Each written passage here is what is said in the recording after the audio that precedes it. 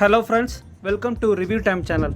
இன்றைக்கி நம்ம ரிவ்யூ டைமில் பார்க்க போகிற படம் தனுஷ் நடித்து வெளிவந்திருக்கிற குபேரா படத்தை பற்றி தான் பார்க்க போகிறோம். இந்த படத்தோட கதையை பற்றி பார்க்குறதுக்கு முன்னாடி தனுஷ் இந்த படத்தை சூஸ் பண்ணது கரெக்ட் தானா அப்படின்னு கேட்டால் 100% கரெக்ட்னு தான் சொல்லுவேன். ஏன்னா தமிழ்நாட்டில் தற்போதைய முன்னணி நடிகர்கள் லிஸ்ட்டில் தனுஷ் இருக்கார். இந்த சமயத்தில் படம் முழுவதும், அதாவது ஸ்டார்டிங்கில் எண்டு வரைக்கும் பிச்சைக்காரன் ரோலில் தான் நடிக்கணும் அப்படிங்கிறதெல்லாம் எவ்வளோ பெரிய விஷயம் தெரியுமா? ஒரு பிச்சைக்காரனா படம் முழுவதும் நடிக்கிறதுக்கு தன்னோட இமேஜை பற்றி கொஞ்சம் கூட கவலைப்படாமல் ஓகே சொல்லியிருக்காரு நடிகர் தனுஷ். இதுக்காக தனுஷ்க்கு ஒரு மிகப்பெரிய ஹேட்ஸ் ஆஃப் தான் சொல்லணும். படத்தில் தனுஷோட ஆக்டிங்கை தவிர மற்ற எல்லாருமே கொஞ்சம் ஸ்மாராக தான் ஆக்ட் பண்ணியிருக்காங்க. தனுஷ்க்கு அடுத்தபடியாக வில்லன் கேரக்டர் கொஞ்சம் நல்லா ஆக்ட் பண்ணியிருக்காரு. நாகார்ஜுனனுக்கு கொடுத்துருக்க ரோல் ஒன்றும் பெரிய அளவுக்கு ஒர்க் அவுட் ஆகலைன்னு தான் சொல்லணும். ராஷ்மிகா இந்த படத்தில் மூஞ்சி வீங்கி போன மாதிரி காமிச்சிருக்காங்க. ராஷ்மிகாவை இப்படி ஸ்க்ரீனில் பார்த்தது ஹீரோயினாவே ஏற்றுக்க தோண மாட்டேங்குது. அவ்வளோவே படம் முழுக்கவும் பார்த்தீங்கன்னா ராஷ்மிகாவை தனுஷ் மேடம் தான் சொல்லிகிட்டு இருக்காரு. ஸோ அதனால் அவங்க ஹீரோயின் இல்லைன்னு தான் நினைக்கிறேன். ஒரு 5 நாள் நல்லா தூங்கி எந்திரிச்சா மூஞ்சி எப்படி இருக்குமோ அதே மாதிரி தான் இருக்காங்க ராஷ்மிகா. படம் முடிஞ்சு வெளியே வர்றப்போ ஒரு படம் பார்த்த ஃபீலிங் சத்தியமாக இல்லை. இப்போ படத்தோட கதையை பற்றி பார்க்கலாம். கடலுக்கு நடுவில் பெரிய கப்பலில் ஆயிலை கண்டுபிடிக்கிறதுக்கான கவர்மெண்ட் ப்ராஜெக்ட் ரொம்ப வருஷமாக போயிட்டு இருந்து இப்போ தான் ஆயில் இருக்கிற பிளேஸை கரெக்டாக கண்டுபிடிக்கிறாங்க. இதை மும்பையோட மிகப்பெரிய பணக்கார வில்லன்கிட்ட கப்பலில் இருக்கிற ஒரு ஸ்பை இன்ஃபார்ம் பண்ணிடுறான்.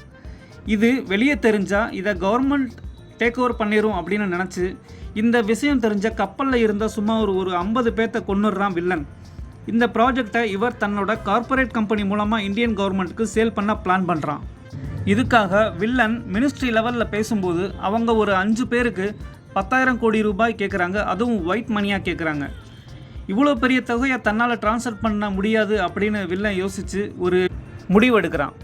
அந்த முடிவு என்ன அப்படின்னா, பழைய சிபிஐ அதிகாரியாக இருந்து இப்போ ஜெயிலில் 10 வருஷமாக தண்டனை அனுபவிச்சுட்டு இருக்கிற நாகார்ஜுனன் மூலமாக தான் பணத்தை ட்ரான்ஸ்ஃபர் பண்ண முடியும் அப்படின்னும், கிரிமினலாக நிறைய ஐடியா கிடைக்கணும் அப்படின்னும் திங்க் பண்ணுறான்.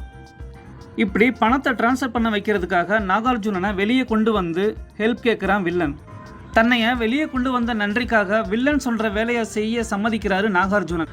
இதை பண்ணுறதுக்கு எழுத படிக்க தெரியாத 4 பிச்சைக்காரங்க வேணும் அப்படிங்கிறாரு நாகார்ஜுனன். திருப்பதியில் மலையடிவாரத்தில் பிச்சை எடுத்துகிட்டு இருக்காரு நம்ம ஹீரோ தனுஷ்.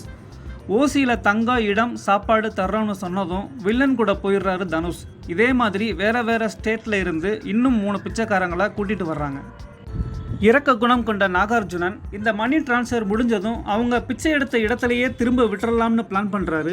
ஆனால் வில்லன் அவங்கள கொலை பண்ணியே தீருவேன் அப்படின்னு ஒவ்வொருத்தராக கொலை பண்ணுறான். கடைசியாக 4வது ஆளாக தனுஷோட அக்கௌண்ட்டில் இருந்து 10,000 கோடி ரூபாயை டிரான்ஸ்ஃபர் பண்ணிவிட்டு தனுஷை கொலை பண்ணுறதுக்காக கூட்டிகிட்டு போயிட்டு இருக்கும்போது டிரான்சாக்ஷன் ஃபெயிலியர் ஆயிடுது. உடனே நாகார்ஜுனன் ஃபோன் பண்ணி தனுஷை கொல்ல வேணாம்னு சொல்லும்போது தனுஷ் அவங்கக்கிட்ட இருந்து எஸ்கேப் ஆகிடுறாரு. எஸ்கேப் ஆன தனுஷை கண்டுபிடிச்சாங்களா இல்லையா, அந்த 10,000 கோடி ரூபாயை சக்ஸஸ்ஃபுல்லாக ட்ரான்ஸ்ஃபர் பண்ணாங்களா இல்லையா அப்படிங்கிறது தான் படத்தோட கிளைமேக்ஸ் வரைக்கும் ஓடிட்டுருக்கும். காசுனா தெரியும், கார்டுனா தெரியாது அப்படிங்கிற தனுஷ் எப்படி சில இடங்களில் அறிவுபூர்வமாக நடந்துக்கிறாரு, படிக்க தெரியாத பழக்கமில்லாத சில இடங்களுக்கு எப்படி கரெக்டாக போயிட்டு வர்றாரு அப்படிங்கிறதெல்லாம் லாஜிக் மீறல். லாஜிக்லாம் பார்த்து படம் பார்த்திங்கன்னா இந்த படம் உங்களுக்கு பிடிக்காது அண்ட் நிறைய குழப்பத்தை தான் ஏற்படுத்தும். மெயின் சிட்டி மும்பை அண்ட் நாடு முழுக்க தெரிஞ்ச வில்லன் ஒருத்தனை தனுஷ் 24 மணி நேரம் பிச்சை எடுக்க சொல்கிறாரு.